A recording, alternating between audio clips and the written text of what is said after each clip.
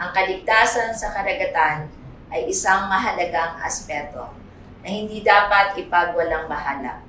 Sa bawat paglalayag, kinakailangan ang matinding pagsasanay, tamang kagamitan, at ang patuloy na pagsunod sa mga pamantasang pangkaligtasan upang masiguro ang kaligtasan ng ating mga marino at ng mga barkong kanilang sinasakyan.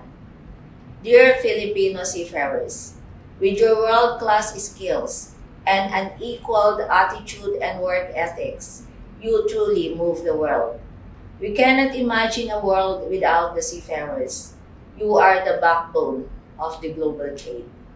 Your dedication, commitment, and indefatigable spirit are commendable.